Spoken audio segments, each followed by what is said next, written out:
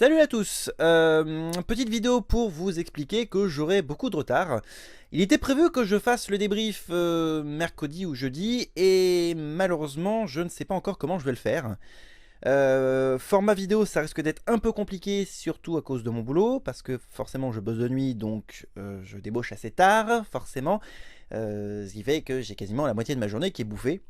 Donc je pense que je ferai le débrief de manière un petit peu inédite, c'est-à-dire qu'en audio. Bon, en même temps ça devrait pas changer vu que principalement la plupart des personnes écoutent le débrief pay-per-view uniquement en audio.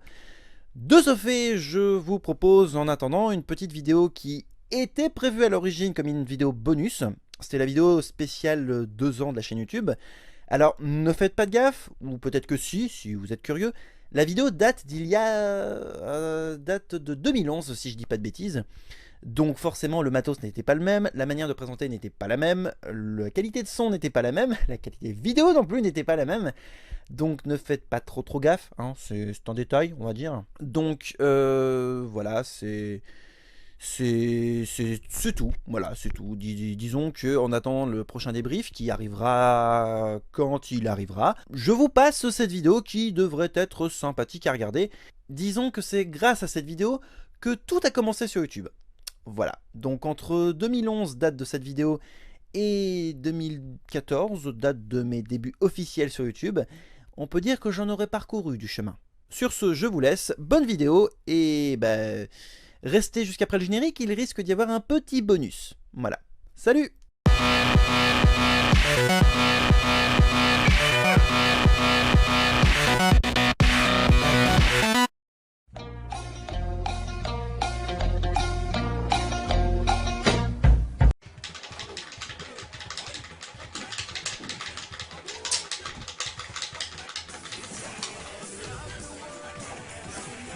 Ouais. Ah non, tu me déranges pas. Un email? Faut que je regarde là, attends.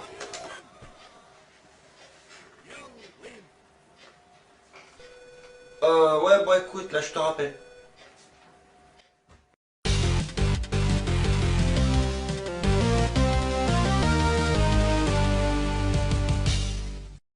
Tout le monde connaît Sonic the Hedgehog, la fameuse mascotte de Sega créée en 1991 par les game designers Noato Oshima, Hirokazu Yasuhara et le programmeur Yuji Naka, dans le cadre d'un concours interne à Sega visant à remplacer l'horrible Alex Kidd au poste de mascotte.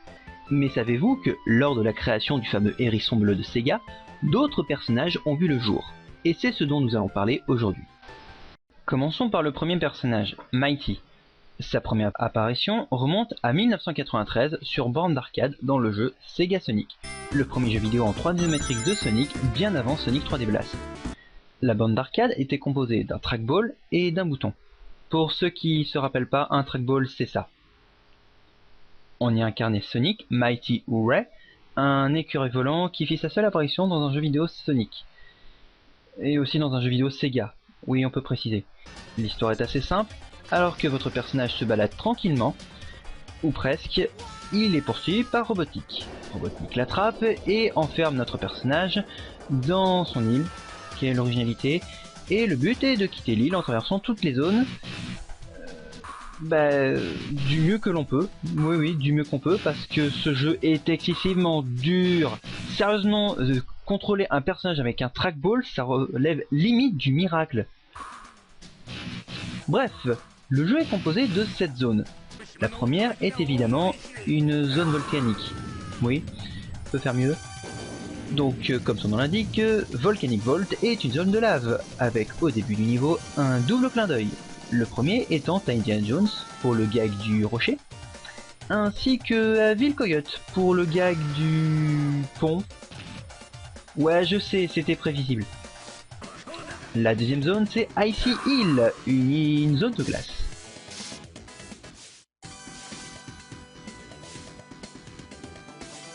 La troisième, Desert Dodge, comme son nom l'indique, une zone désertique.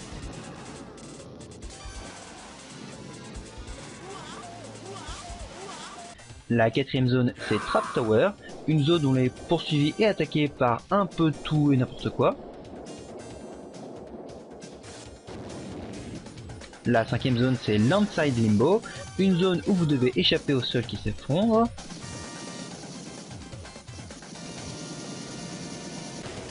L'avant-dernière zone c'est une zone aquatique, Wild Waterway.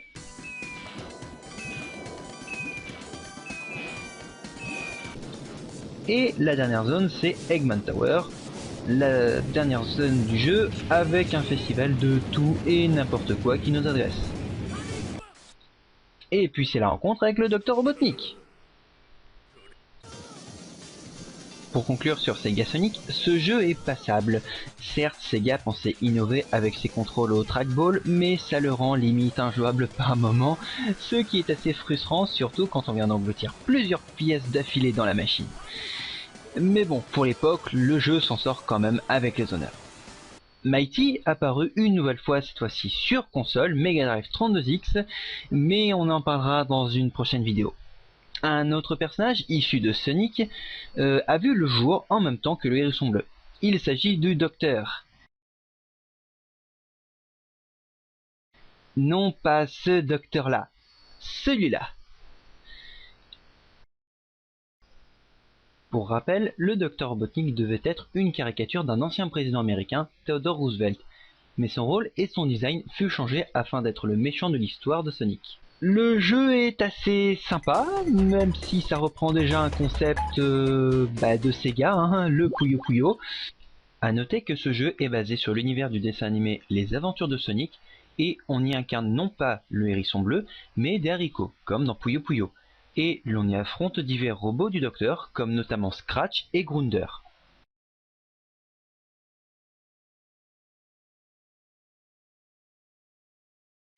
Le boss n'est autre que Robotnik lui-même.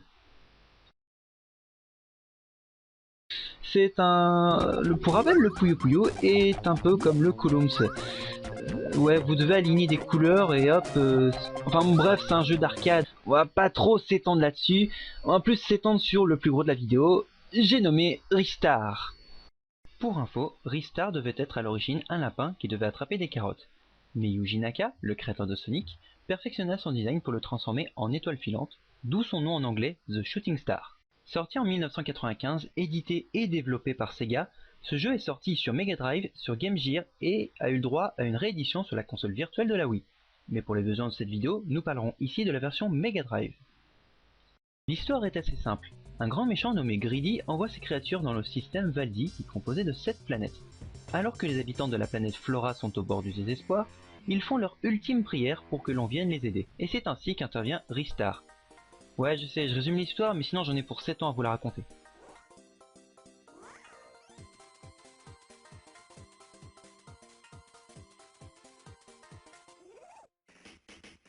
Bon, dit comme ça paraît simple. Vous n'avez pas tort. Mais le jeu, lui, est loin d'être simple. Les contrôles sont assez basiques. Les boutons A et C vous permettent de sauter, et le bouton B vous permet d'attraper vos ennemis ou de vous accrocher quelque part. Le jeu est composé de 7 mondes. Chaque monde est composé de 2 niveaux et d'un boss. Les niveaux sont très variés et ils sont tous très dépaysants. Et on peut trouver quelques similitudes avec certains jeux Sonic, notamment pour le premier monde. Parlons un peu plus en détail des mondes. Le premier monde, la planète Flora. Les décors font penser à un croisement entre Emerald Hill Zone de Sonic 2 et Angel Island de Sonic 3. Ce monde est très simpliste, il est juste là pour vous familiariser avec le personnage et ses contrôles.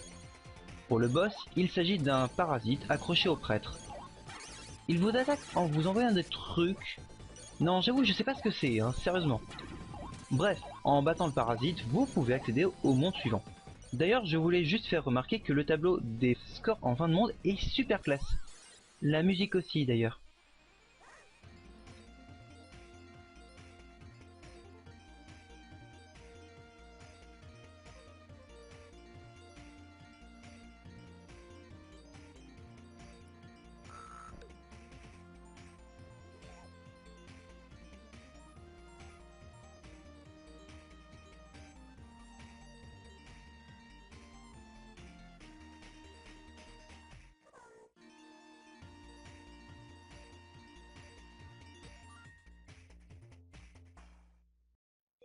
Le second monde, il s'agit d'un niveau marin, mais à l'instar des Tortues Ninja sur NES, Ristar se contrôle à la perfection.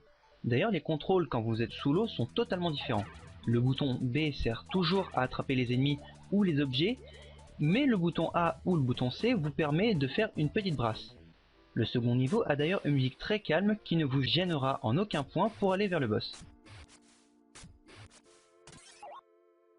Tiens, en parlant du boss, il s'agit d'un requin marteau que vous devez attraper, puis une fois relâché, le requin enlèvera un bouchon qui fera baisser le niveau de l'eau. Répétez la manœuvre plusieurs fois pour passer au monde suivant.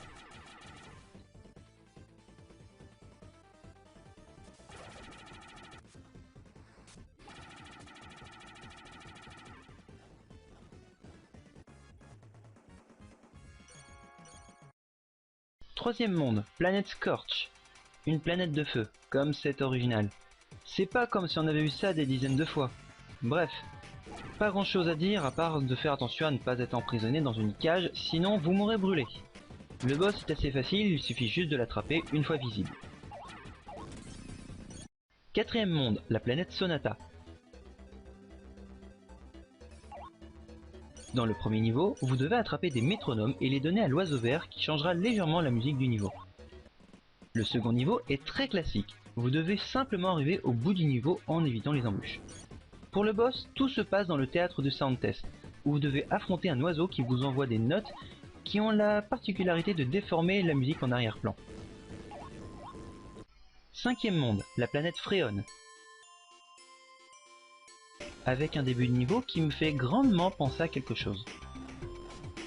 Oui, remarque, les deux jeux ont tous les deux été créés par Yuji Naka, je pense qu'il s'agit plus là d'un hommage ou d'une simple coïncidence. A noter que quand on ne touche pas la manette, Ristar utilise de la neige pour faire un bonhomme de neige. C'est un détail mais je trouve ça super joli. Le mini-boss est tout simplement le gardien de ce monde. Pour le battre, vous devez lui envoyer des boules de neige. Oui, une simple bataille de boules de neige. C'est bien la première fois que je vois ça dans un jeu vidéo. Pour le second niveau, vous devez enchaîner entre des phases de plateforme et des phases de nage. Comme Ristar se contrôle plutôt bien, vous passerez ce niveau sans trop de problèmes. Pour le boss du niveau, le gardien vous montre son point faible. En gros, le monstre ouvre la bouche, le gardien vous enverra des tartes enflammées, et le but est d'envoyer ces tartes enflammées au bon moment où le monstre a sa bouche grande ouverte. Une fois qu'il ne bouge plus, attrapez son ventre, sa couleur changera, et répétez cette manœuvre plusieurs fois pour passer à l'avant-dernier monde. Sixième monde et avant-dernier monde, la planète Automaton. Rien de bien spécial, on a vu ça des tonnes de fois, il s'agit d'une simple usine. A noter que Ristar attrape un objet spécial qui le fait bouger à la fois normalement et à la fois comme s'il était en train de nager. Le second niveau n'a rien non plus de spécial, il est juste bien pète-burne. Pour le boss, rien de bien de spécial, il suffit juste de l'attraper et une fois vaincu, on remarque la petite cinématique où Ristar fait la course contre la navette en même temps que le comptage des points. C'est juste trop classe. Ouais bon, c'est vrai que c'est un niveau qui n'a vraiment rien de spécial.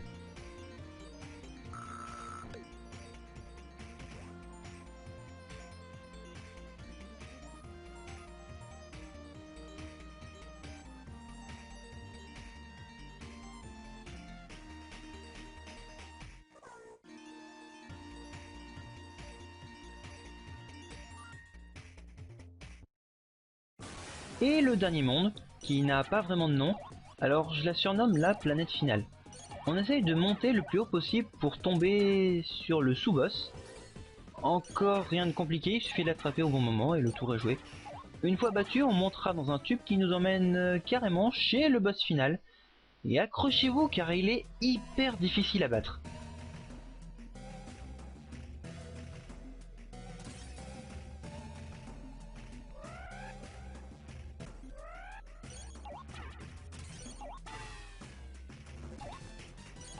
Une fois le boss battu, on voit tout le monde s'enfuir et c'est la fin.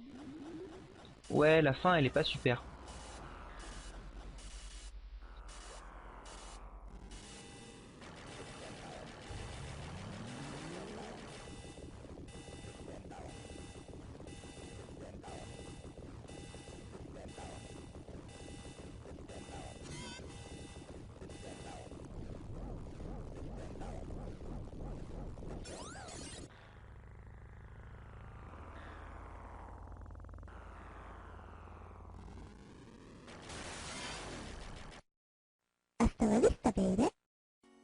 Bref, le jeu reste vraiment sympa. Alors certes, on trouve quelques petits détails qui ressemblent à Sonic, mais dans l'ensemble, le jeu est totalement différent et le gameplay est radicalement opposé au Hérisson Bleu. Ce qui est dommage avec un jeu pareil, c'est qu'il n'y eut aucune suite. Ça aurait été sympa de continuer les aventures de l'étoile filante. A noter que Ristar est apparu en simple spectateur dans Sonic et Sega All-Star Racing, à préciser dans un contenu téléchargeable avec les Death Egg. Ah oui, j'ai oublié, les mots de passe. Il y a plusieurs mots de passe, mais le principal reste quand même celui-là. I love you. C'est-il pas tout mimi ça? Ce mot de passe vous permettra de sélectionner le niveau de votre choix. Et voilà ce qui conclut notre émission. Je vous remercie vraiment et infiniment de l'avoir regardé. Je rappelle que cette vidéo était dans le cadre du Press Start Button Video Contest. Dans le prochain épisode, nous parlerons d'un célèbre jeu français qui aura eu 6 ans de développement. Un indice? Eh bien, nous irons dans un cœur.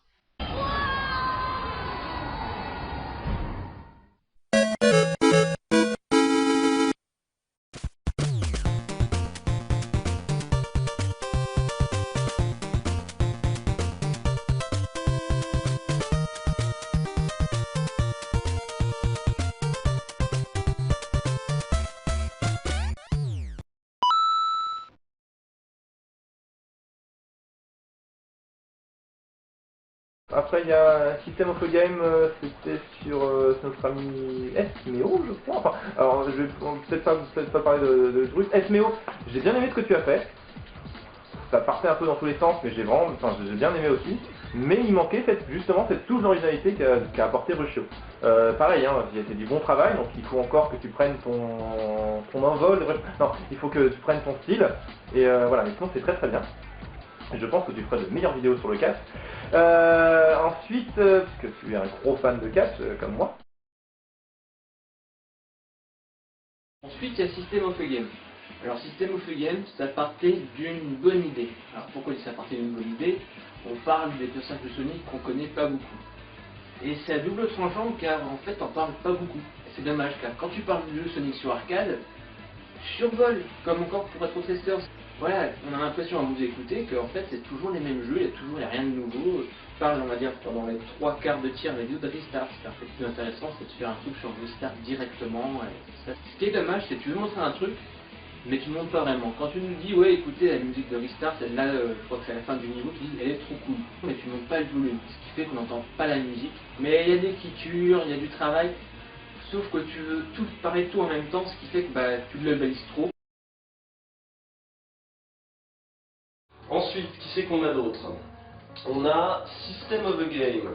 Alors, System of a Game, déjà vous avez fait un truc qui n'est pas bien du tout. Alex Kidd, dire qu'il est horrible. Horrible Alex Kidd. Mais c'est, alors je dis vous, mais je crois que tu es tout seul, System of a Game. De revenir sur l'idée de revenir à la limite sur un point précis de l'histoire de Sonic, pourquoi pas. Mais alors, déjà c'est assez varié comme sujet, tu te perds un peu à gauche, à droite. Et ensuite, on ne dit pas l'horrible Alex Kidd. Alex Kidd est très bien, tu as juste pris une photo qui n'était pas à son avantage là, ce jour-là, mais en général, il est plutôt beau gosse, Alex Kidd, faut arrêter un peu. Et gros problème de son aussi pour toi, c'est très très dur à écouter. Et c'est dommage parce que ce que tu nous montres, ça va, c'est bien. T'es pas lourdin, quand tu essaies de faire de l'humour, j'ai vu pire, mais le son, pareil, il faut soigner parce que mine de rien, on t'écoute, on est là pour t'écouter. La partie la plus importante de la vidéo, c'est pas les images, c'est ce que tu vas en faire et la seule chose que tu en fais, c'est parler par-dessus et monter, mais surtout parler par-dessus. Donc il faut qu'on entende ce que tu dis. Sinon, c'est difficile à suivre. Esmeo, j'ai adoré, c'était très bien, mais tu pars d'un truc, en fait, toute la vidéo est bien, mais au début, il y a un point qui fait flancher toute ta vidéo, c'est que tu dis ce que Sonic aurait pu être. Malheureusement, c'est pas très exact, et Dieu sait qu'il faut pas jouer les tatillons avec Sonic avec moi. Ristar, ça n'a jamais été prévu que ce soit Sonic au départ. Prévu que c'était un lapin, etc. Mighty, c'est pareil. Mighty, c'est pas du tout un design de Sonic, absolument pas. Voilà. Donc il y a des trucs comme ça. Le point de déclenchement de ta vidéo est erroné, donc tout le reste de la vidéo, et on souffre et c'est dommage. Mais le montage est très bien. Tu parles très bien des jeux que tu aimes, ça c'est indéniable. Moi, ce que je te conseillerais, c'est de ne pas arrêter, de continuer jusqu'à l'année prochaine, par exemple, pour le PSVT Video Contest, mais même tout seul, je suis sûr que tu peux arriver à faire quelque chose qui peut bien marcher.